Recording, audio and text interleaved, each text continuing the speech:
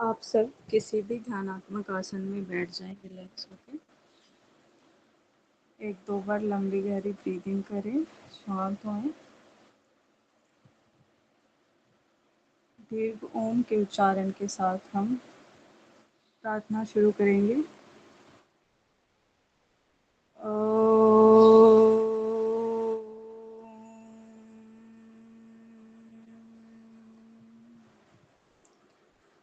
ओम सहनावतु सहनो भुनक्तु सह वीर्यं करवावहै तेजस्विनावधीतमस्तु मा विद्विषावहै। ओम शांति शांति शांति। इस मंत्र का मैं अर्थ भी बता देती हूँ। इसका अर्थ है, हम छात्र और शिक्षक, हम परमात्मा से प्रार्थना कर रहे हैं कि छात्र और शिक्षक दोनों की एक साथ रक्षा करें, दोनों का साथ साथ पोषण करें और साथ मिलकर हम महान ऊर्जा और शक्ति के साथ कार्य करें और विद्या प्राप्ति का सामर्थ्य प्राप्त करें। आप सभी के अंदर विराजमान उस परमपिता परमात्मा को कोटि कोटि नमस्ते। आप सभी को ओम नमस्ते। थैंक यू पूजा जी। अपने हाथों को रब करेंगे और फेस पे लगाएंगे।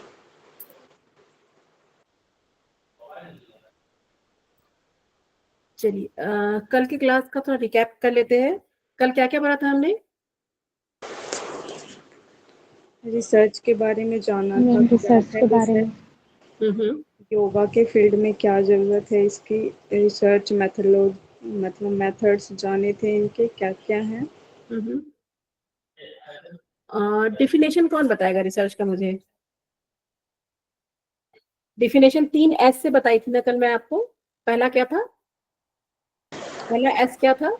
सिस्टमेटिक होना चाहिए मैम। सिस्टमेटिक होना चाहिए। दूसरा क्या होना चाहिए? एक से पहला होना चाहिए सिस्टमेटिक, दूसरा साइंटिफिक और तीसरा सोसाइटी के लिए ऑब्जेक्टिव। एस 3 एस से होता है। पहला है साइंटिफिक, सॉरी पहला है सिस्टमेटिक, साइंटिफिक, दूसरा हो गया, तीसरा हो गया आपका society, socially relevant. Socially relevant, ठीक है।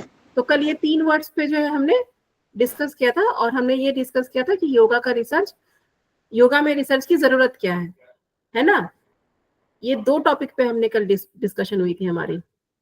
सिस्टमैटिक के अंदर क्या क्या था? साइंटिफिक के अंदर सिस्टमेटिक के अंदर स्टडी हाउ टू कंडक्ट, मतलब कि हम रिसर्च कैसे एक सिस्टम के बाय सिस्टम टू सिस्टम करते हैं, स्टेप बाय स्टेप करते हैं। ठीक है। तो पहला क्या था उसमें?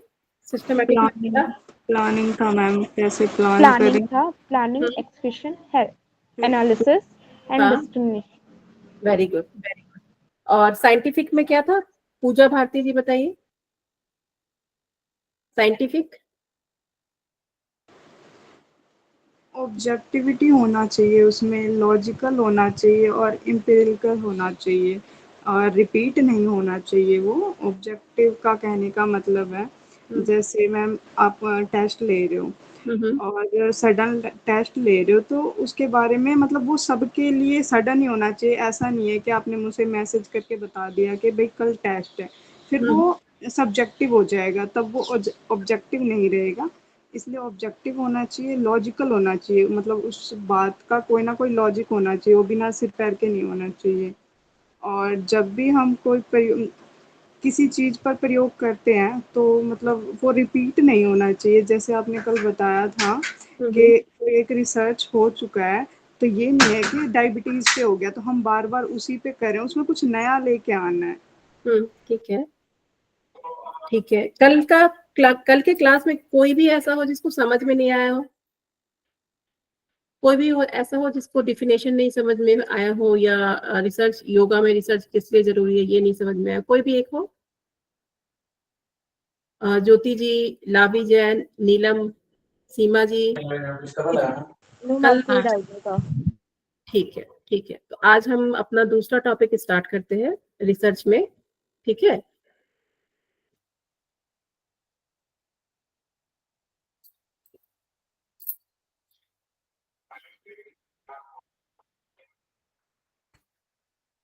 स्क्रीन शेयर हो रहा है मेरा? Yes ma'am. कल ये सब हो गया था हमारा।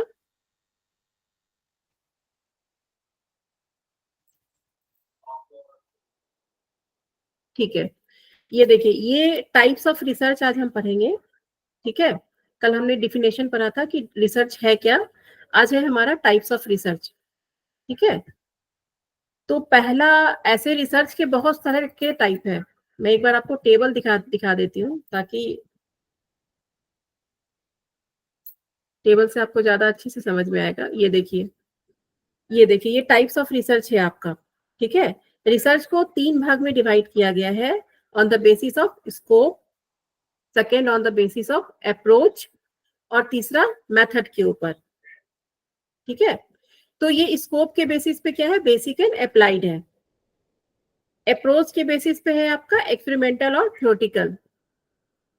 मेथड के बेसिस पे है, चाहे तो आपका रिसर्च क्वांटिटेटिव होगा या क्वालिटेटिव होगा, यानी तो मिक्स्ड होगा। मतलब क्वांटिटेटिव भी और क्वालिटेटिव भी दोनों मिक्स्ड होता है, तो उसको मिक्स्ड रिसर्च बोलते हैं। तो अगर हम ये 3 तरह से रिसर्च को हम डिवाइड करते हैं, क्या क्या है ये 3? स्कोप के बेसिस पे, अप्रोच के बेसिस पे और मेथड के बेसिस पे। ठीक है, अगर स्कोप के बेसिस पे हम डिफाइन कर रहे हैं इसको, तो बेसिक और अप्लाइड है। अप्रोच के बेसिस पे एक्सपेरिमेंटल और थ्योरेटिकल है। मेथड के बेसिस पे क्वांटिटेटिव और क्वालिटेटिव, और ये मिक्स्ड है। ये ध्यान रखिएगा आप लोग। ठीक है, ये टेबल को अब देखिए, सबसे पहले हम लोग पढ़ेंगे स्कोप के बेसिस पे कि बेसिक और अप्लाइड क्या होता है। अप्लाइड एप्लीकेशन का मतलब आपको पता है क्या होता है? एप्लीकेशन का क्या क्या मीनिंग है? Something to apply. अगर किसी ने पहले समथिंग टू, हाँ, जिसको हम यूज भी कह सकते हैं। ठीक है, कि इसका यूज क्या है, या समथिंग टू अप्लाई। तो बेसिक और अप्लाइड जैसा वर्ड है आपका, मैं आपको ये कर देती हूँ, दिखा देती हूँ। ठीक है, जैसा कि आप देख रहे हैं यहाँ पे, स्लाइड्स विजिबल है सबको? यस। ठीक है, तो सबसे पहला जो हमारा टाइप है वो है स्कोप के बेसिस पे। स्कोप के बेसिस पे बेसिक और अप्लाइड। देखिए, जब भी किसी चीज का एप्लीकेशन होता है रिसर्च में, तभी हम जो है उसको अप्लाइड बोलते हैं। बेसिक हो गया, जैसे मान लीजिए कि आइंस्टीन की थ्योरी है, M is equal to, Einstein की थ्योरी है ना, न्यूटन की थ्योरी है, M is equal to MC square. Newton की भी थ्योरी है। ठीक है, तो ये जितनी भी थ्योरी है वो क्या है, वो किसमें आएगा, अप्लाइड में या बेसिक में? बेसिक में होगा। बेसिक में मैम। लेकिन अगर मैं रिसर्च करती हूँ, ठीक है, और मैं इस थ्योरी को अपने रिसर्च में अप्लाई करती हूँ, तो क्या होगा? अप्लाइड। मैम अप्लाई होएगा। अप्लाइड होगा। क्यों होगा अप्लाइड? क्योंकि मैम हमने अपने मैम क्योंकि रिसर्च पहले जो रिसर्च हो चुकी है उसको apply अपने किया। रिसर्च में अप्लाई कर रहे हैं। बेसिक रिसर्च को ही हम लोग फंडामेंटल रिसर्च भी, आपने जो अप्लाई, बेसिक रिसर्च को ही हम लोग फंडामेंटल रिसर्च भी बोलते हैं, बेसिक रिसर्च भी बोलते हैं। ठीक है, मतलब जो सबसे पहले किसी ने रिसर्च किया हो, जो सबसे पहले थ्योरी बना हो। कल को मान लीजिए कि आपने रिसर्च किया, आपने कोई थ्योरी डेवलप की, और वो थ्योरी वो बाद में हम अपने रिसर्च में अप्लाई कर रहे हैं। तो जो सबसे बेसिक मतलब होता है, जो सबसे पहला रिसर्च हुआ होगा, जो कि किसी ने बनाया होगा, जैसे न्यूटन थ्योरी हो गया, या आपका आइंस्टीन थ्योरी हो गया, ये सब क्या है, बेसिक रिसर्च है। लेकिन जब हम इनको अपने रिसर्च में अप्लाई करते हैं, ठीक है, जब ये सेकेंडरी हो जाता है, ठीक है, तो उसको हम अप्लाइड रिसर्च बोलते हैं। समझ में आ गया बेसिक और अप्लाइड में क्या फर्क है? मैम एक पूछना था कि अगर जैसे आपने कुछ नया वो करा है, रिसर्च करा है, तो वो बेसिक में अगर अप्लाइड कुछ नया करा हुआ जो किसी ने भी नहीं करा है। हाँ, जैसे फंडामेंटल बोलते हैं ना कि फंडामेंटल यूनिट है या बेसिक है, ये सब सेम है। Basic, fundamental research, basic research, ये सारा वर्ड सेम है। ठीक है, तो मतलब किसी रिसर्च किया गया तो वो अप्लाई में आएगा। क्या क्या क्या फिर से बोलिएगा। किसी रिसर्च पर अगर रिसर्च किया गया तो वो अप्लाई में आएगा। हाँ, अगर पहले हो चुका है वो रिसर्च, मान लीजिए जी। कोई थ्योरी बना हो और वो थ्योरी जब फर्स्ट टाइम बना होगा तो वो बेसिक होगा, ओके ओके ठीक है, ठीक जब है फर्स्ट टाइम बना होगा, इसीलिए उसको हम फंडामेंटल भी बोलते हैं। मैडम लेकिन ये जब आप उसी को फिर से अपने रिसर्च में इस्तेमाल करते हैं, ठीक तो वो है, अप्लाई होता है, ठीक है। अप्लाइड हो जाता है। मैडम आगे एक्सप्लोरेटरी फिर अप्लाइड में आएगा। एक्सप्लोरेटरी रिसर्च वो कुछ और होता है, वो आपका जो है मैं बताऊंगी आपको एक्सप्लेनेटरी और एक्सप्लोरेटरी दोनों में क्या फर्क है, उसको अभी बेसिक और अप्लाइड में कंफ्यूज मत कीजिए, ठीक है।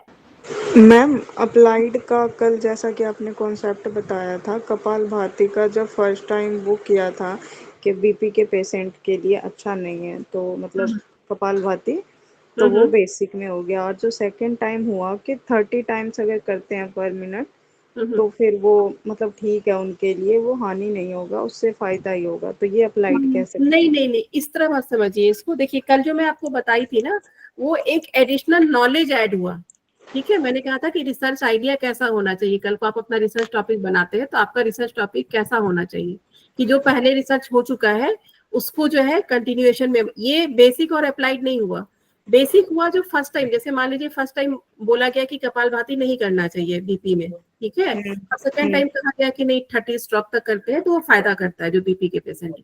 तो ये बेसिक और अप्लाइड नहीं हुआ, इसको हम बेसिक अप्लाइड नहीं हुआ, मतलब कुछ ओरिजिन होना, जैसे कुछ थ्योरी हम डेवलप करते हैं ना, ठीक है, तो इसको आप बेसिक अप्लाइड से मत समझिए। कल जो मैंने आपको एग्जांपल दी, कल जो मैं एग्जांपल दी थी वो आपको दी थी कि आपका रिसर्च आइडिया कैसा होना चाहिए, ये बेसिक या अप्लाइड में नहीं आएगा। इसमें कुछ ऐड कर रहे हैं आप, मतलब एक ही चीज को आप दोबारा यूज नहीं कर रहे हैं, समझ रहे हैं। जैसे मतलब थोड़ा सा कंफ्यूजन है इसमें। ऐड तो किया था ना हमने, जैसे ये इंफॉर्मेशन तो ऐड हुई थी ना कि 30 पहली स्ट्रोक बार करने। नहीं, आपने एक इंफॉर्मेशन में एक नया इंफॉर्मेशन ऐड किया, ठीक है ना, हाँ जी मैम। एक एग्जिस्टिंग जो पहले से था उसमें एक नया आपने ऐड किया, तो ये बेसिक या अप्लाइड से यहाँ कोई मतलब नहीं है। बेसिक और अप्लाइड का मतलब हुआ कि मान लीजिए आपने बेसिक रिसर्च वो हुआ जिसमें आपने कोई थ्योरी डेवलप कर दी हो, या बेसिक रिसर्च वो हो गया कि जिसमें कुछ नया, मतलब कुछ आपने नया डिस्कवर किया हो, और फिर बाद में जाके उसको कोई और, इसमें क्या यूनिकनेस है आप बताइए, इसमें फंडामेंटल तो कुछ भी नहीं है या बेसिक तो कुछ भी नहीं है। कपालभाति का जो मैं कल आपको एग्जांपल दी थी, ठीक है, वो बेसिक रिसर्च तब होता है जब हम कुछ मतलब नया इन्वेंशन करते हैं उसमें, या कुछ ऐसा कुछ यूज करते, ठीक है, जो पहले हमने किया हुआ है। उस एग्जाम्पल से आप बेसिक और अप्लाइड मत समझिए, अभी आप बेसिक अप्लाइड समझने के लिए एक थ्योरी, और क्योंकि कंफ्यूजन हो जाएगा फिर आपको, ठीक है। मैम जो डिक्शनरी बेस है वो जो है बेसिक है, जो हम कपालभाति पे पहले से जो अनुसंधान रिसर्च हो चुके हैं वो बेसिक हो जाएंगे हमारे लिए, और उसके बाद जो उसको हम नया करेंगे वो अप्लाइड हो जाएंगे हमारे लिए। नहीं नहीं, देखिए बेसिक होता है जिसमें कुछ थ्योरी डेवलप हुआ हो, जैसे मैडम मैं एक्सप्लेन करूं। हाँ हाँ बताइए बताइए प्लीज। जैसे कि कल हमने कहा था कि effect of meditation on diabetes में हम बात कर रहे हैं। बिल्कुल। हमारा ये जो बेसिक रिसर्च हो गया, उसकी जो ऑब्जर्वेशन जो ऑब्जर्व किया हमने, जो रिजल्ट आए, साथ साथ में हमने एक और रिजल्ट उसमें निकला कि हमारा जो सपोज करो ब्लड प्यूरिफाई होता है, तो ये रिसर्च हो गया। तो ये अप्लाइड रिसर्च हो गया ना, कि हमने साथ साथ में हमने ब्लड प्यूरिफिकेशन का जो एक पार्ट उसमें ऐड कर दिया, जोड़ दिया। जो देखिए बेसिक और अप्लाइड को आप इस तरह से समझिए, बेसिक हो गया जो फर्स्ट टाइम हो रहा है, जो फर्स्ट टाइम आप इंफॉर्मेशन मिल रहा है किसी रिसर्च से, ठीक है, वो आपका बेसिक हो गया। जैसे कोई थ्योरी डेवलप हो रहा है, पहली बार जो डेवलप हुआ, फिर आप उसको अपने रिसर्च में इस तरह से समझिए। आपके पास कोई मॉड्यूल है, ठीक है, अब किसी को अगर डायबिटीज है तो उसको हम सारा आसन सारा प्राणायाम तो नहीं देते हैं, एक योगा मॉड्यूल होता है ना कि डायबिटीज वाले को ये प्राणायाम करना चाहिए, ये आसन करना चाहिए, है ना। तो जो पहली बार जिसने उस मॉड्यूल को डेवलप किया होगा वो आपके लिए बेसिक हो गया। जब उसी मॉड्यूल से आप अपने रिसर्च में काम करते हैं तो वो अप्लाइड हो गया। मतलब कोई एक न्यू इंफॉर्मेशन निकल के आना, थ्योरेटिकल, मतलब जो ऑलरेडी हो चुका है पहली बार, और उसको बाद में फिर वो सेकेंडरी, इसको प्राइमरी और सेकेंडरी के भी तरह आप समझ सकते हैं कि जो पहली बार हुआ हो, बेसिक फंडामेंटल जो पहली बार हुआ हो, और जब उसको फिर दोबारा कोई यूज कर रहा है तो वो अप्लाइड हुआ, उसमें एक नई इंफॉर्मेशन ऐड होगी, ये कह रही है ना मैडम? बिल्कुल, ठीक है। जो फर्स्ट टाइम किसी ने किया हो वो बेसिक हो गया, और उसी को आप फिर दोबारा अपने रिसर्च में कर रहे हैं। जैसे मान लीजिए योगा मॉड्यूल हर चीज का बना हुआ है, डायबिटीज के पेशेंट के लिए बना हुआ है, हाइपरटेंशन के पेशेंट के लिए बना हुआ है, अस्थमा के लिए बना हुआ है, ठीक है।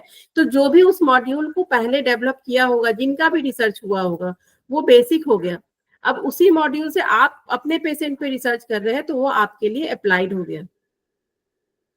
जो फर्स्ट टाइम होता है वो बेसिक हो गया, जब उसी चीज को, उसी थ्योरी को आप अपने रिसर्च में शामिल करते हैं तो वो अप्लाइड हो गया। अभी आप ऐसे समझिए, बाकी हम एग्जांपल्स देखते हैं, ठीक है, तो इससे और भी क्लियर होगा आपका। जैसे एग्जांपल पहला है कि to study how we store information in our brain, ठीक है। तो ये क्या होगा, बेसिक होगा, अप्लाइड होगा?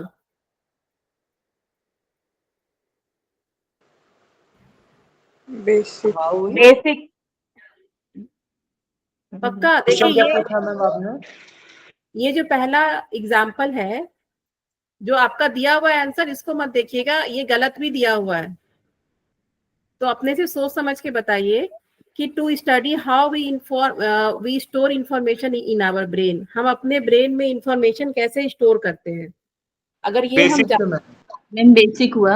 100% बेसिक है, किसी को कोई doubt? No ma'am. Yes ma'am, basic ही होगा, क्योंकि पहली बार जब हम चीज सीखते हैं तो वो बेसिक हुआ। उसको अप्लाई यूज कैसे करते हैं उसका डेली लाइफ में, तो फिर वो अप्लाइड हो जाएगा। ठीक है। तो अब देखिए यहाँ स्टोर इंफॉर्मेशन के बारे में था।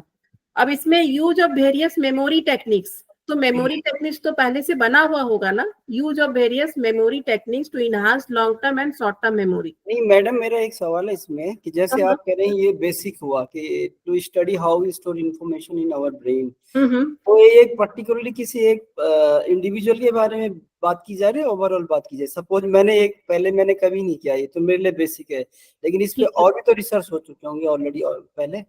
देखिए ये रिसर्चर के द्वारा बिल्कुल बिल्कुल इसमें और भी रिसर्च हुए होंगे। मान लीजिए ये आपका टॉपिक है कि to study how we store information in our brain, ठीक है। ये आपका जो है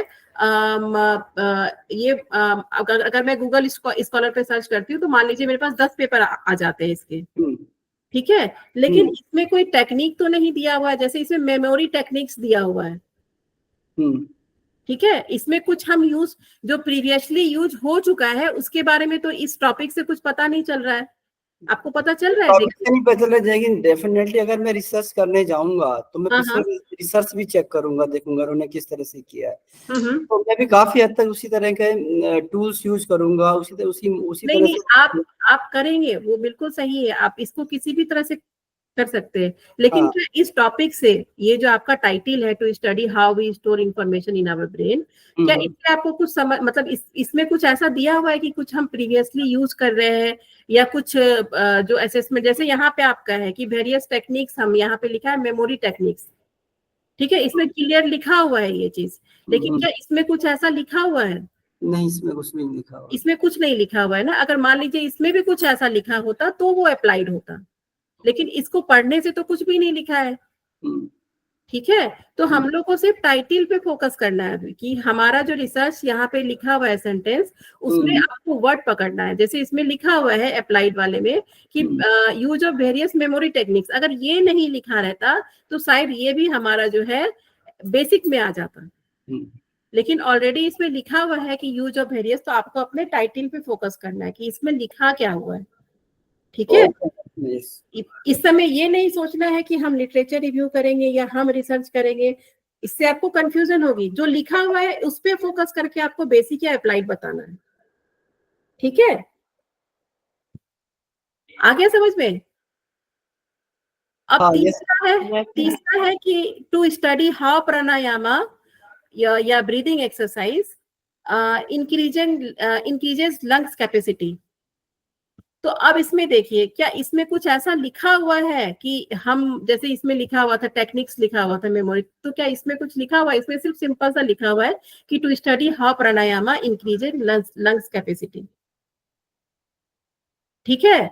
तो ये आपका बेसिक हो गया। लेकिन अगर इसमें लिखा होता, अच्छा बताइए, अगर ये थर्ड वाले में ऐसा क्या लिखा होता कि अप्लाइड हो जाता? ऐसा क्या सेंटेंस बनाते कि थर्ड वाला हमारा अप्लाइड हो जाता?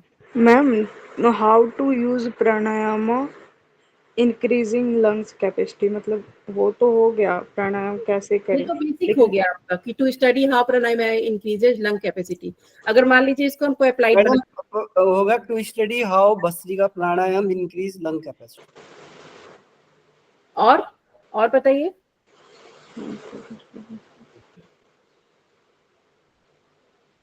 अगर हम इसमें कोई ये असेसमेंट भी तो यूज होता है हाउ टू ठीक है, जो पहले यूज हो चुका है या जो पहले यूज कर चुके हैं हम रिसर्च में, स्टडी तो how various techniques of pranayama increase lung capacity. ठीक है, तो जो पहले हमने यूज हो चुका है और उसको हम फिर से अपने इस रिसर्च में यूज कर रहे हैं, तो ये फिर अप्लाइड हो जाता, फिर ये बेसिक नहीं रहता। आ गया समझ में बेसिक और अप्लाइड का फर्क? और सिर्फ सेंटेंस पे फोकस कीजिए, ये मत फोकस कीजिए कि फिर हम इसमें लिटरेचर रिव्यू करेंगे। जो लिखा हुआ है उसको देख के आपको बेसिक या अप्लाइड बताना है, ठीक है? आगे बढ़े।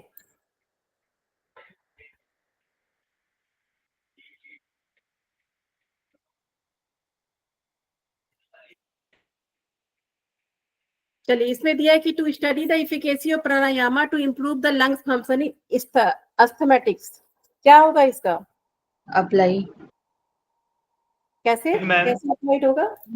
इसमें, क्योंकि इसमें नाम दे दिया गया है ना तो आपको अस्थमा के बारे में पूछा गया है। हाँ, तो ये अप्लाइड कैसे हुआ? इसमें डिस्क्राइब किया ना एफिकेसी ऑफ प्राणायाम, एफिशिएंसी के बारे में बात कर रहे हैं।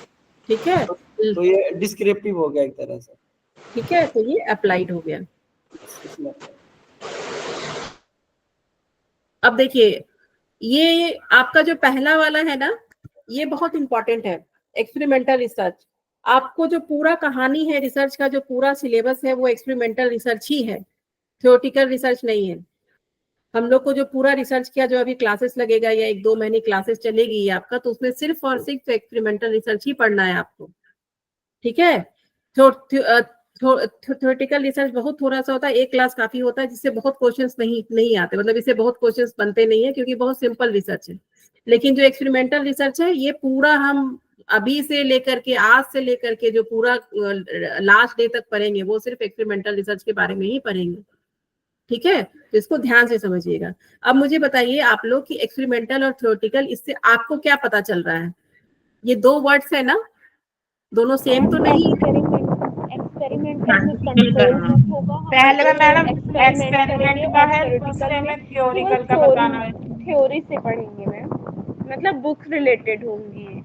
हाँ मैम, पहले में एक्सपेरिमेंट से कुछ करना है, प्रैक्टिकल वगैरह से मैम। Very good. तो एक्सपेरिमेंटल रिसर्च का देखिए, एक कहानी की तरह समझिए आप लोगों को कौन सा गेम्स बहुत बहुत पसंद है? चेस बहुत पसंद है। और आउटडोर गेम में? Ma'am football. अच्छा, ठीक है, चलिए बैडमिंटन मैम। चलिए हम क्रिकेट का ही लेते हैं, ठीक है?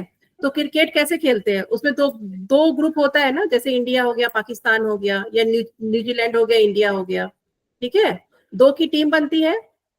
जब हम एक्सपेरिमेंटल रिसर्च करते हैं तो भी 2 की टीम बनती है, एक आपका एक्सपेरिमेंटल ग्रुप होता है, एक कंट्रोल ग्रुप होता है। तो हम लोग योगा के स्टूडेंट हैं, तो एक्सपेरिमेंटल ग्रुप को क्या देंगे हम लोग? मैम यौगिक ट्रीटमेंट जो भी उन पे अप्लाई करना है। बिल्कुल, वेरी गुड। जो हमारा एक्सपेरिमेंटल ग्रुप होगा वो जो है हम उसको योगा देंगे, और जो कंट्रोल ग्रुप होगा, कंट्रोल ग्रुप बहुत तरह का होता है। अभी मान के चलिए कि एक जो है आपका, हम उसको कुछ भी नहीं दे रहे, वो जो डेली रूटीन पे है वही है, ठीक है? जैसे कि क्रिकेट में 2 टीम होता है, उसी तरह जब भी हम रिसर्च करते हैं, एक्सपेरिमेंटल रिसर्च के बारे में मैं बता रही हूँ, तो उसमें भी 2 ग्रुप होता है, ठीक है? एक एक्सपेरिमेंटल ग्रुप होता है, एक कंट्रोल ग्रुप होता है। एक्सपेरिमेंटल ग्रुप को हम योगा देते हैं। योगा देने के पहले उनसे सारा पैरामीटर्स लेते हैं। मान लीजिए उनका हाइट कितना है, वेट कितना है, हम ओबीस पर्सन पे कर रहे हैं, ठीक है? तो उनको क्या क्या प्रॉब्लम है, तो एक बार हम डेटा क्या करते हैं, योगा देने के पहले लेते हैं उनसे, और एक बार वही डेटा सेम योगा देने के बाद जो है लेते हैं।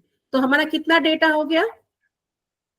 मैडम ये आप इंडिपेंडेंट और डिपेंडेंट बात कर रही हैं क्या? नहीं नहीं नहीं, अभी अभी देखिए मैं आपको सिर्फ ये बता रही हूँ कि एक्सपेरिमेंटल रिसर्च होता क्या है, ठीक है।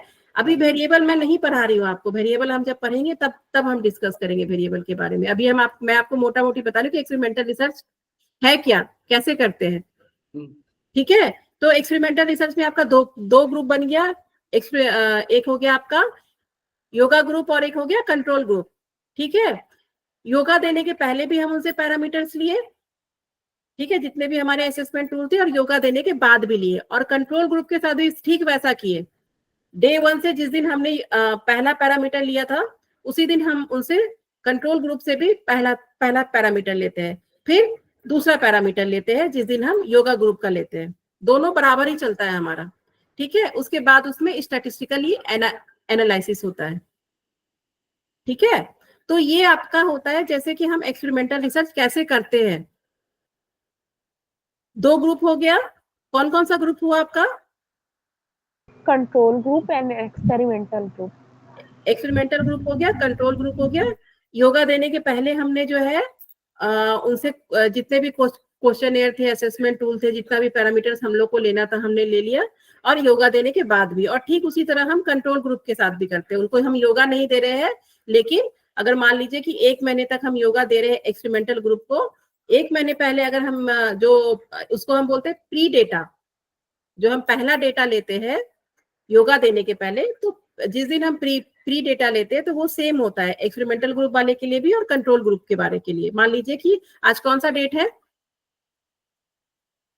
आज डेट क्या है? 24 है। मान लीजिए आज से मैं अपना एक्सपेरिमेंटल शुरू कर रही हूँ, एक्सपेरिमेंटल रिसर्च। तो 24 को जो है मैं एक्सपेरिमेंटल वाले से भी प्री डेटा लूंगी और कंट्रोल वाले से भी प्री डेटा लूंगी, और ठीक मैं 23 अक्टूबर को 1 महीने के बाद पोस्ट डेटा लूंगी। पोस्ट डेटा में क्या होगा, योगा देने के बाद डेटा लूंगी, और जो कंट्रोल ग्रुप जिसको हमने कुछ भी नहीं दिया है उनसे भी 23 अक्टूबर को मैं डेटा कलेक्ट करूंगी, ठीक है। एक्सपेरिमेंटल रिसर्च ऐसे होता है, चाहे वो लैब में हो, चाहे फील्ड में हो, चाहे स्कूल में हो, चाहे कॉलेज में हो, हम ऐसे ही करते हैं, ठीक है। अब देखिए थ्योरी में क्या होता है आपका, थ्योरी में क्या होता होगा रिसर्च में, बताइए। लिटरेचर रिव्यू करते होंगे, और उसी भी जो टेक्स्ट है हमारे उसी पे आधारित रिसर्च करते होंगे। Very good. जैसे मान लीजिए कि आपको भगवत गीता का बहुत अच्छा नॉलेज है, उपनिषद और भगवत गीता का बहुत अच्छा नॉलेज है, आपको लगता है कि जो कठोर उपनिषद है वो भगवत गीता, मैं सिर्फ एग्जांपल दे रही हूँ आपको, ठीक है ना। तो जो कठोर उपनिषद में मैं मास्टर हो गई हूँ, मुझे बहुत अच्छे से समझ में आ गया, और भगवत गीता भी मुझे बहुत अच्छे से समझ में आ गया, और मुझे लगता है कि दोनों जो है कहीं ना कहीं दोनों टेक्स्ट बुक में एक रिलेशन है, ठीक है।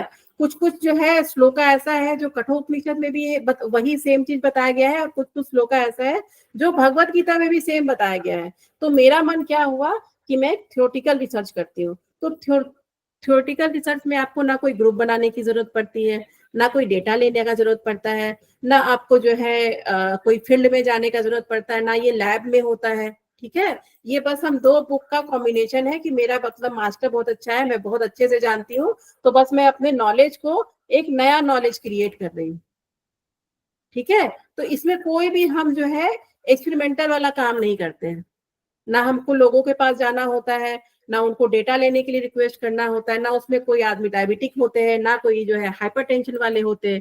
थ्योरेटिकल बिल्कुल सिंपल रिसर्च है आपका, इसमें कोई स्टैटिस्टिकल एनालिसिस भी नहीं होता है। आया समझ में? कंपैरिजन है क्या मैडम एक तरह से? ये कंपैरिजन भी हो सकता है आपका, मतलब इसमें कोई भी आपको मींस कोई सैंपल्स लेने की जरूरत नहीं है, तो एक कंपैरेटिव स्टडी भी होगा।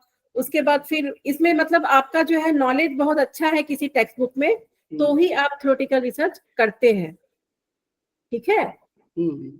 तो इसमें आपको कुछ करने की जरूरत नहीं होती, इसमें कोई आपको इथिकल कमेटी का अप्रूवल नहीं चाहिए होता है, इसमें आपको कोई मतलब, क्योंकि अप्रूवल की जरूरत क्यों नहीं होती है बताइए इसमें। अगर हम थ्योरेटिकल रिसर्च करते हैं तो कल मैं बताई दी ना कि प्लानिंग प्रोसेस पेपर पेंसिल पे होता है, उसमें हम कोई भी जो है एग्जीक्यूशन प्रोसेस नहीं होता है, ये कल हमने पढ़ा था ना।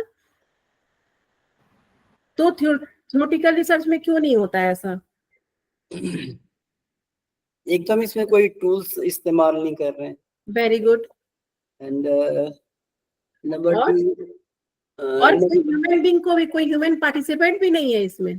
यस, ठीक है, तो इसीलिए हमें इसमें इथिकल परमिशन लेने की या कोई भी परमिशन लेने की जरूरत नहीं पड़ती है हमको इसमें, क्यों? ठीक है, वो बस हमारा जो नॉलेज है, जो हम समझ पा रहे हैं बीइंग अ रिसर्चर, हम उसी को इलेबोरेट कर रहे हैं। हमें कोई जानवर की इसमें कोई जरूरत नहीं होती। बोलते हैं ना कि इस पे चूहे पे रिसर्च किया गया है, मंकी पे, तो वो सारे रिसर्च जो है एक्सपेरिमेंटल रिसर्च में आते हैं।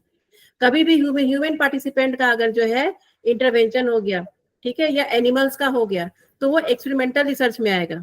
लेकिन अगर आप एक बुक से काम कर रहे हैं, ठीक है, तो वो आपका जो है थ्योरेटिकल रिसर्च आएगा। समझ में आ गया सबको ये क्या होता है एक्सपेरिमेंटल रिसर्च और क्या होता है थ्योरेटिकल जो रिसर्च? हमारे बिलीव एंड ट्रस्ट है उसको हम एक्सप्लोर कर रहे हैं। बिल्कुल बिल्कुल, जो आपके बिलीव है, ट्रस्ट है, आपको लग रहा है कि मेरा पतंजलि योग सूत्र बहुत अच्छा हो गया और हम मॉडर्न जमाने के हिसाब से बहुत सारा स्किल डेवलप हुआ है। मैं पेपर भेज दूंगी आपको ग्रुप में, निमांस में बहुत अच्छा हुआ है पतंजलि योग सूत्र के इस पे, आप उसको पढ़िए पेपर को, बहुत अच्छा लगेगा आपको कि उसमें कितने कितने अच्छे से जो है ना, जो आपका आपने जो श्लोका पढ़ा हुआ है ना, सॉरी श्लोका नहीं है, उसमें सूत्र है, जो आपने सूत्र पढ़ा हुआ है ना पतंजलि योग सूत्र में, ठीक है, तो वो जो है उसमें एक एक सूत्र के ऊपर कंबाइन करके स्केल बनाया गया है। ठीक है, उसको पढ़िएगा, मैं पेपर करूंगी शेयर आपके ग्रुप में, तो आपको बहुत अच्छा लगेगा। तो वो थ्योरेटिकल रिसर्च है।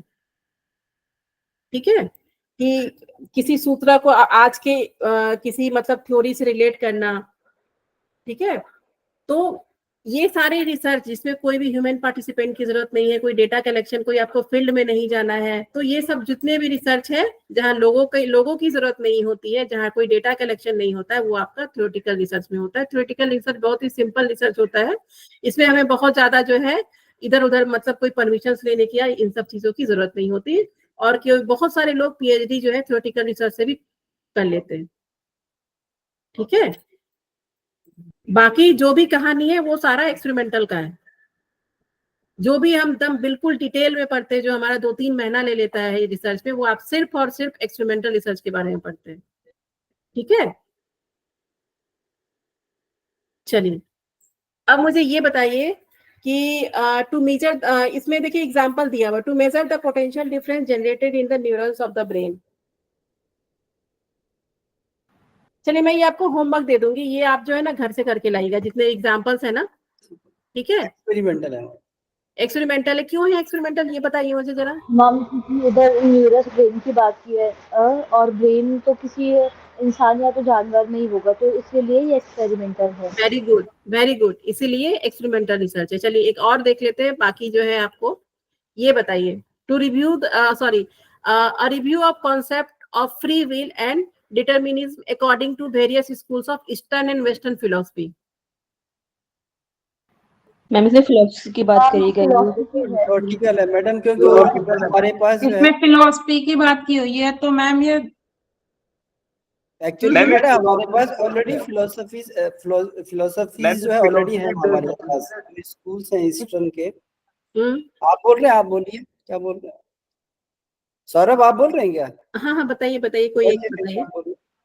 मैम ये मैं बोला कि फिलोसफी बेस्ड है, फिलोसफी बेस्ड जो भी रिसर्च होते हैं वो थ्योरेटिकल होते हैं, क्योंकि इसमें हम को रिलेट करते हैं लिटरेचर को कि पतंजलि योग सूत्र में इन्होंने ये लिखा है और इन्होंने ये लिखा है कि मैत्रिक और नमुदितो नाम उपेक्षा नाम सुख दुख है मैम, तो इसका क्या होगा, तो ये थ्योरेटिकल बेस्ड होगा, इसका कहीं एक्सपेरिमेंट नहीं हो सकता है, मतलब इसलिए। ठीक ठीक ठीक बोल रहे हैं आप, क्योंकि इसमें कोई ह्यूमन पार्टिसिपेंट का कोई रोल भी नहीं है, और ये जो है आपका कंटेंट ऑलरेडी हमारे पास अवेलेबल है, हमें उसको एक्सप्लोर करना। ठीक है, तो आ रहा है समझ में कि एक्सपेरिमेंटल और थ्योरेटिकल क्या है।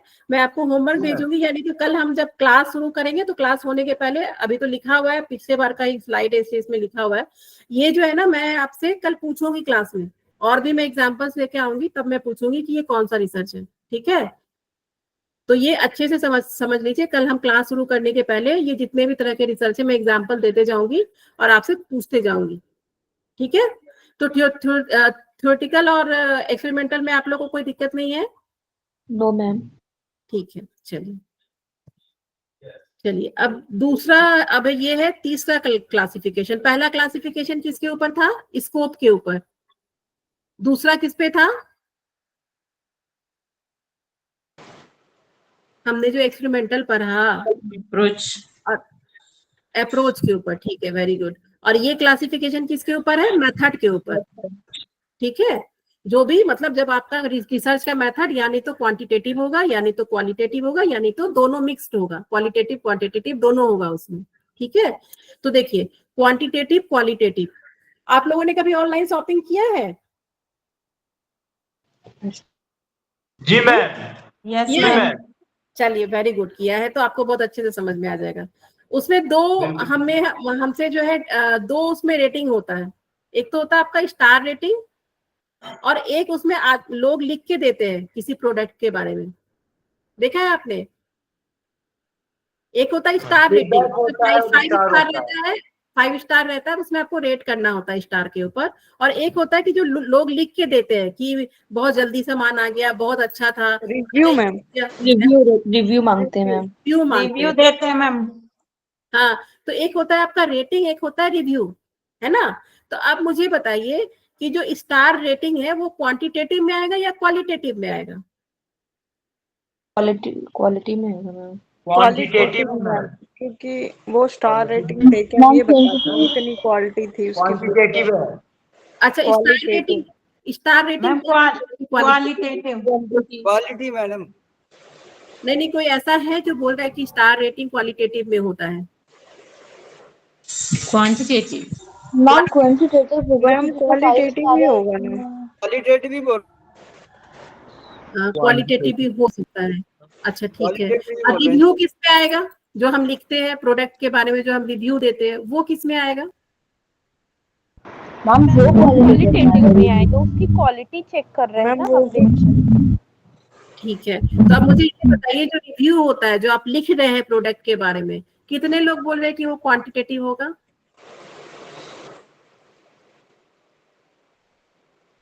मुझे एक्चुअली सिर्फ अपना स्क्रीन दिख रहा है, तो प्लीज आप अपना नाम लेके बताइए कि जो हम लिख रहे हैं, जो रिव्यू दे रहे हैं, वो कितने लोग बोल रहे हैं कि क्वांटिटेटिव होगा?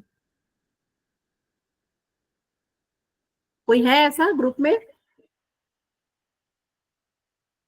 चलिए मैं ही आपको बताती हूँ। मैं बोल रहा हूँ मैडम। हाँ बताइए बताइए। रिव्यू जो है क्वांटिटेटिव होगा। रिव्यू क्वांटिटेटिव होगा? अच्छा, क्यों होगा? कैसे आप उसको क्वांटिटेटिव का तो मतलब हुआ कि उसका आप जैसे स्टार दे रहे हैं ना, स्टार का मतलब क्वालिटी बता रहे हैं उसकी कि मतलब ये 1 स्टार है, 2 स्टार है, 3 स्टार है। देखिए, दोनों जो आप रिव्यू दे रहे हैं और जो आप रेटिंग दे रहे हैं, दोनों आप प्रोडक्ट के लिए ही दे रहे हैं। जैसे मान लीजिए कि मुझे एक मोबाइल मंगवाना है, अगर मैं स्टार रेटिंग दे रही हूँ या उसमें रिव्यू दे रही हूँ, तो वो दोनों जो है हमारा क्या है, दोनों जो है हम अपने प्रोडक्ट के बारे में ही बता रहे हैं। लेकिन जो स्टार रेटिंग है वो क्वांटिटेटिव होगा। स्टार रेटिंग इसलिए क्वांटिटेटिव होगा क्योंकि हम उसको जो है 100 लोगों ने अगर स्टार रेटिंग दिया है, तो हम उसको प्लस माइनस कर सकते हैं कि कितने लोगों ने स्टार रेटिंग 4 दिया है, कितने लोगों ने स्टार रेटिंग 3 दिया है, कितने। आपका मतलब ये जो सेलर है उसके पर्सपेक्टिव में ये क्वांटिटेटिव हो गया ना, हमारे पर्सपेक्टिव में हम तो क्वालिटी की बात कर रहे हैं। हम तो ना जब जो स्टार दे रहे हैं हम क्वालिटी के अकॉर्डिंग। नहीं, आप पहले मुझे सुन लीजिए पूरा, उसके बाद मैं दोनों बता देती हूँ, उसके बाद आप मेरे से पूछिएगा, ठीक है। तो ये जो है हम क्या करते हैं, उसको हम क्वांटिफाई कर सकते हैं, ठीक है। लेकिन जो हम रिव्यू देते हैं, क्या हम उसको क्वांटिफाई कर सकते हैं? मान लीजिए कि मैं एक मोबाइल लेती हूँ, मैंने कहा कि इसका जो है कैमरा बहुत अच्छा है, नहीं कर सकते, क्वांटिफाई नहीं कर सकते। क्वांटिफाई नहीं कर सकते हैं। तो ये क्वालिटेटिव रिसर्च जो होता है उसको हम क्वांटिफाई नहीं कर सकते हैं, लेकिन जो क्वांटिटेटिव रिसर्च होता है, जो स्टार रेटिंग होता है, उसको हम क्वांटिफाई कर सकते हैं, ठीक है। कि इतने लोगों ने मुझे जो है, अगर मैं एज अ मतलब सेलर देखूं, तो मैं जान सकती हूँ कि जो है इतने लोगों ने मुझे 4 स्टार रेटिंग दिया है, इतने लोगों ने मुझे 5 स्टार रेटिंग दिया है। आ रहा है समझ में? तो जिसको हम जोड़ सकते हैं, जिसको हम क्वांटिफाई, जैसे जिसको हम नंबर्स में निकाल सकते हैं, ठीक है, जिसका हम स्टैटिस्टिकल एनालिसिस कर सकते हैं, उसको हम क्वांटिटेटिव रिसर्च बोलते हैं। आ रहा है समझ में? लेकिन क्वालिटेटिव वो होता है जो हमसे बहुत सारा रिसर्च में जो है, सर्वे में आप देखते हैं, आपसे पूछा जाता है कि आपको कैसा लगा, मतलब आपने ये प्रोडक्ट यूज किया, तो हम उसको क्वांटिफाई नहीं कर सकते, उसको हम प्लस नहीं कर सकते, उसको हम माइनस नहीं कर सकते, उस पर कोई हम स्टैटिस्टिकल एनालिसिस नहीं कर सकते हैं, तो वो क्वालिटेटिव हो गया। ठीक है, तो क्वांटिफाई मतलब जिसमें नंबर्स का हम यूज कर सकते हैं, जिसमें मैथमेटिकल कैलकुलेशन लगा सकते हैं, उसको क्वांटिटेटिव है ये। ठीक है, और ये क्वालिटेटिव है। ठीक है, तो क्वालिटेटिव में जो है हम जो है इसमें हम नंबर्स यूज नहीं कर सकते हैं। आ रहा है समझ में? Yes ma'am. ठीक है, मैम जिस चीज को मतलब जैसे हम गिन सकते हैं काउंटिंग में। बिल्कुल बिल्कुल। हाँ ठीक है, जिसको हम जो है नंबर्स में प्लस कर सकते हैं, जिसमें हम स्टैटिस्टिकल, मैंने कहा था ना कि एग्जीक्यूशन के बाद जो है एनालिसिस होता है, तो क्या क्वालिटेटिव डेटा का एनालिसिस हो सकता है? अगर आप किसी प्रोडक्ट को रिव्यू देते हैं तो क्या उसका रिव्यू आप जो है एनालिसिस हो सकता है? बताइए।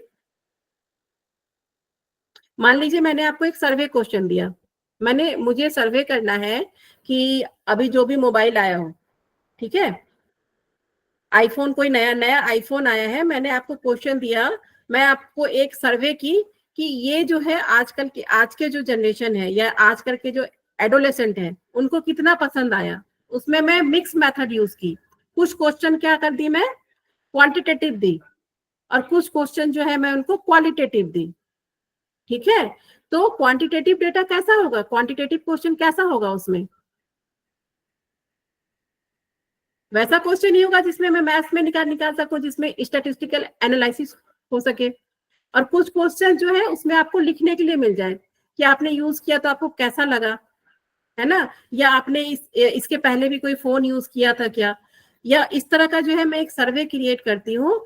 तो जो डेटा पे हम क्वांटिटेटिव, जिसमें मैथमेटिकल कैलकुलेशन लगा सकते हैं, वो आपका क्वांटिटेटिव रिसर्च होता है। क्वालिटेटिव रिसर्च हुआ जिसपे जो है हम मैथमेटिकल कैलकुलेशन नहीं लगा सकते हैं।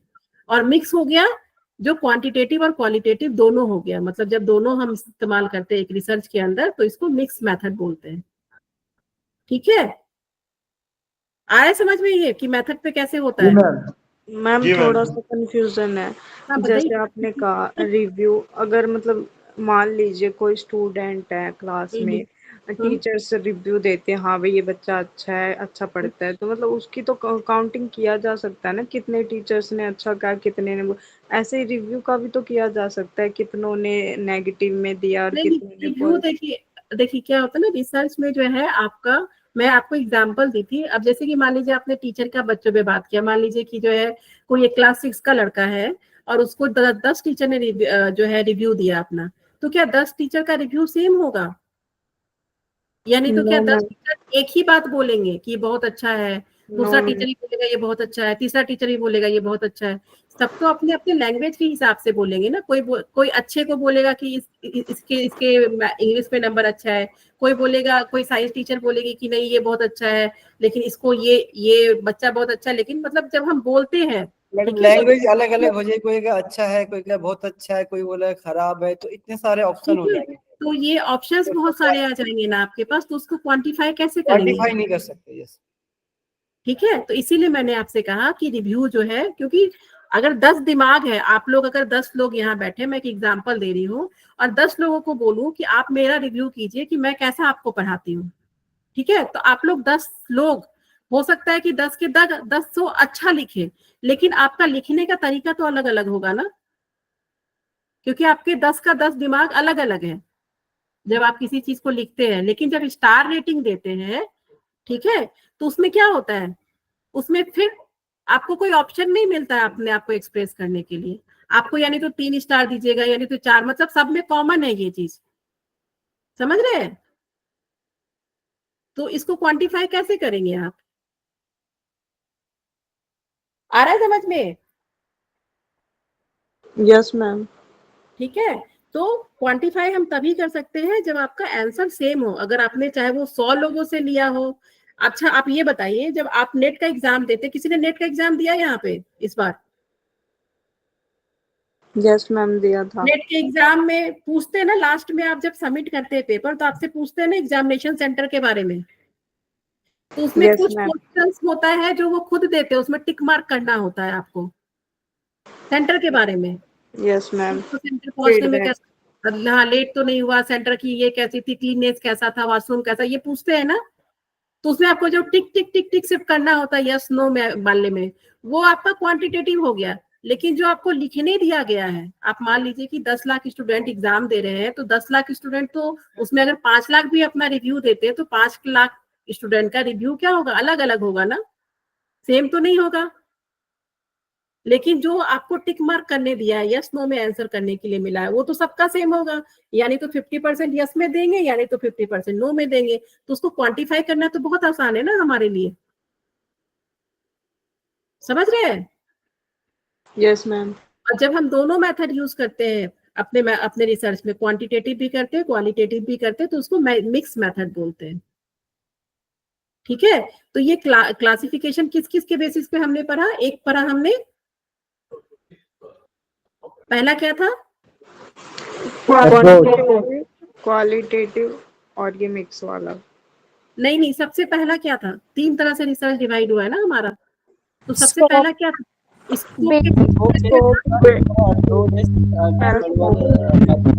Coding ma'am. हेलो, फर्स्ट आप लोग टाइप करके बताइए कि पहला क्या था, पहला किसके बेसिस पे था और कितने कौन कौन सा था? मैम तीनों- इसको हाँ बेसिक और अप्लाई।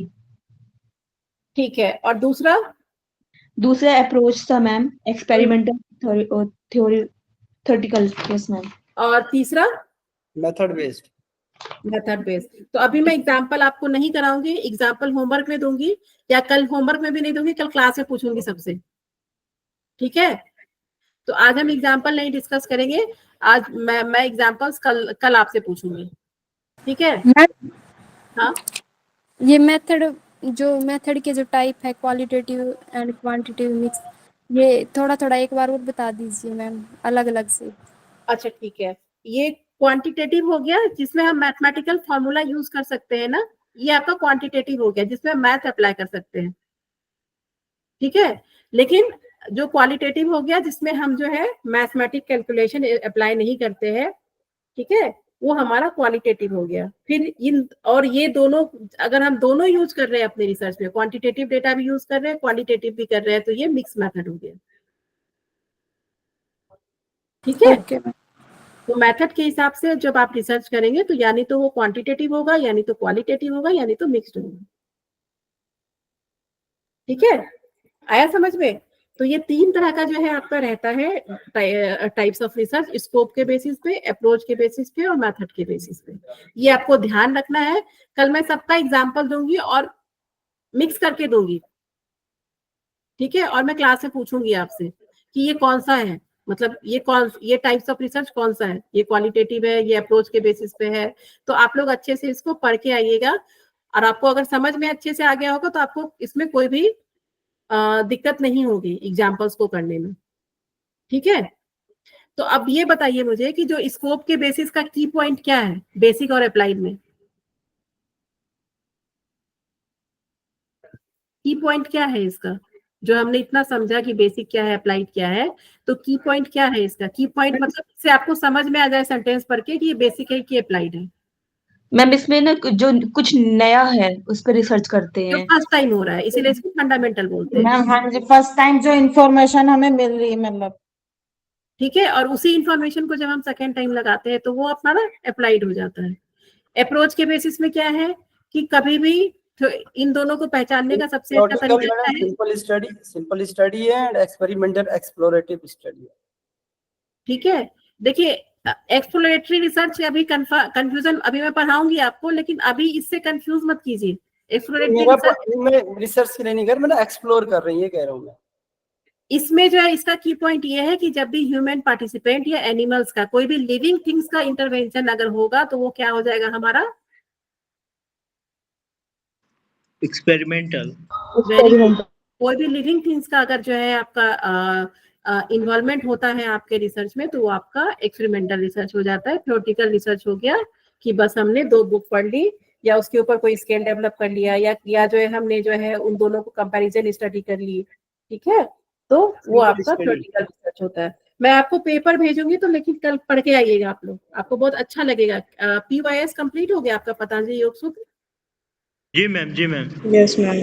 उसमें जो है ना उस रिसर्च पेपर में पतंजलि योग सूत्र के सिर्फ 2 सूत्र के ऊपर, 2-3 सूत्र के ऊपर ही निमांस में जो है एक स्केल डेवलप हुआ है। स्केल समझते हैं आप लोग?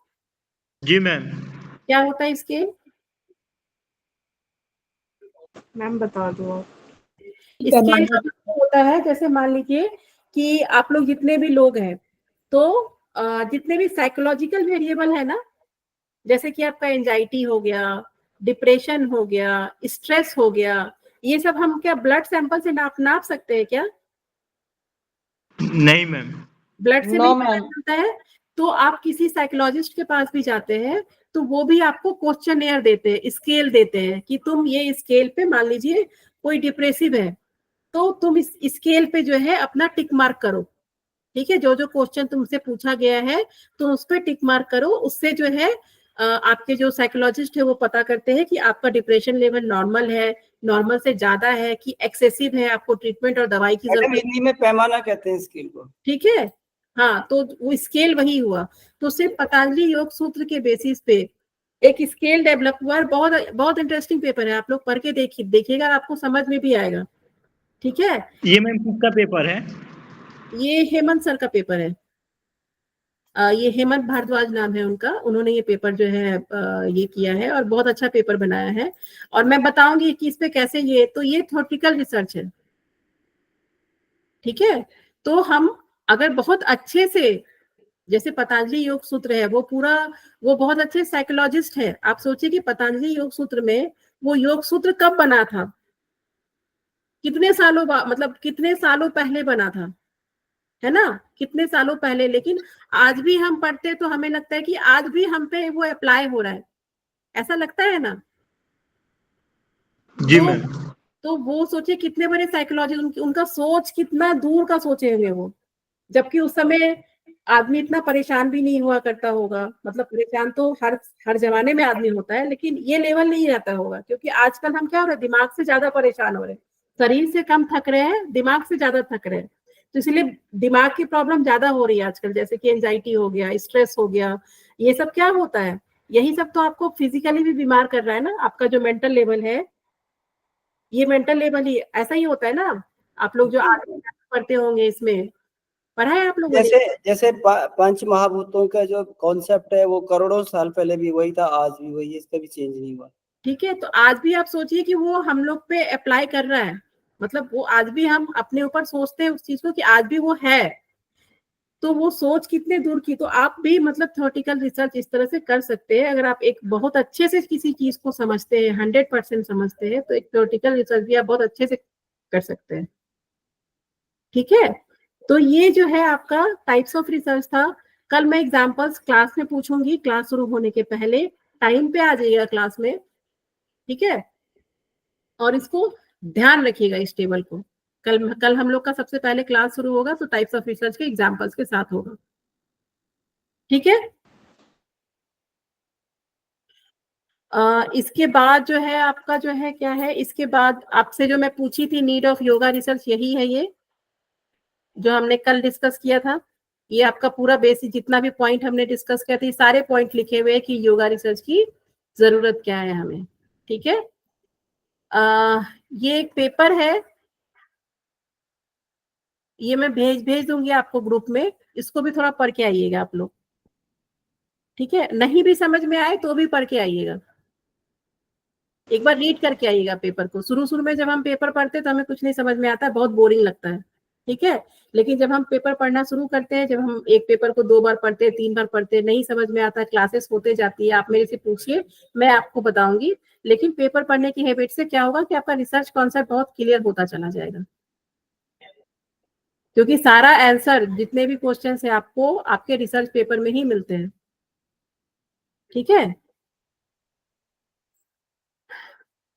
चलिए, ये रिसर्च प्रोसेस हम कल स्टार्ट करेंगे।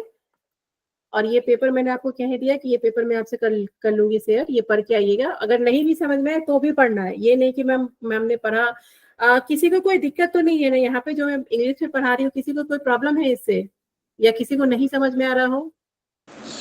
आ रहा है मैम, समझ में आ रहा है ना?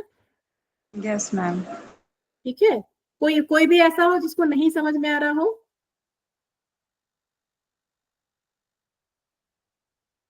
सबको समझ में आ रहा है? यही पूछना यस था, मैम, आ रहा है।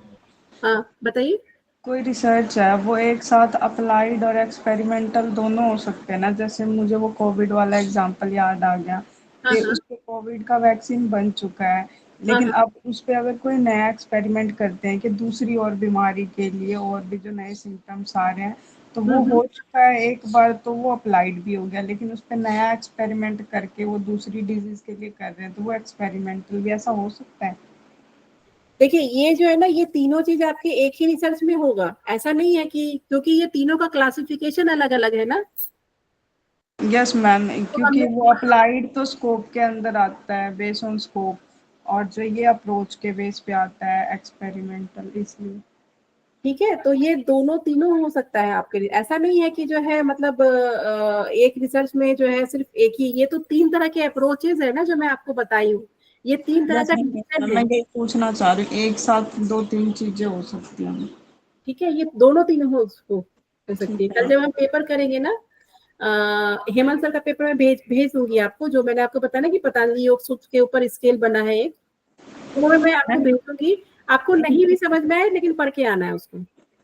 मैम ये जो आप भेज रहे हैं कि थीसिस वगैरह पब्लिश हो चुके हैं, मतलब ये फाइनल हो चुका है क्या ये वाला? थीसिस देखिए, सिर्फ रिसर्च में जब हम एक, जैसे कि मैं अभी रिसर्च स्कॉलर हूँ, तो मैं जो अभी रिसर्च कर रही हूँ उसका थीसिस मिल जाएगा आपको, लेकिन जब मेरा पीएचडी कंप्लीट हो जाएगा तो मुझे थीसिस की जरूरत ही नहीं है।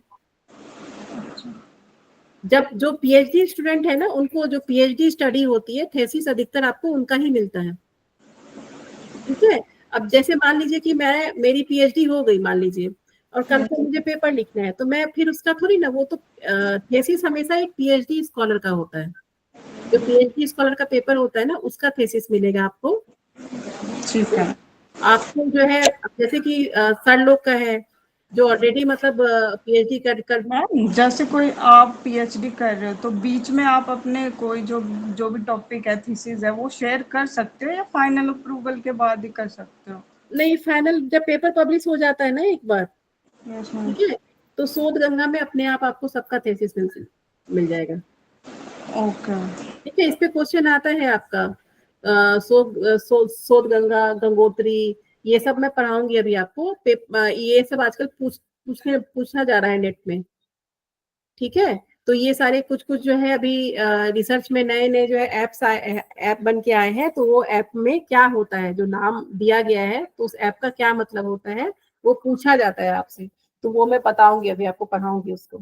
ठीक है, तो ये आपको करके आना, पेपर पढ़ के आना। नेक्स्ट डे फिर हम क्या करेंगे कि लिटरेचर रिव्यू के बारे में पढ़ेंगे। ठीक है, कि लिटरेचर रिव्यू कैसे करते हैं। मान लीजिए आपको कोई रिसर्च करना है तो उसमें लिटरेचर रिव्यू करना होता है, तो उसमें हम कैसे करते हैं। ठीक है, ये जो है कल हम पढ़ाई करेंगे, और प्लस जितने भी तरह के रिसर्च है, ये जो है हम एग्जाम्पल्स के साथ में आपको दूंगी। ठीक है, तो उसमें आपको बताना है कि कौन रिसर्च है। ठीक है, क्लियर है सभी को? जी मैम। ठीक है, चलिए, वेरी गुड। सर आ गए क्लास के लिए? मैम नमस्ते। नमस्ते नमस्ते जितेंद्र जी। चलिए मैं लीव करती हूँ, आज मैं रिकॉर्डिंग ऑफ कर दूँ।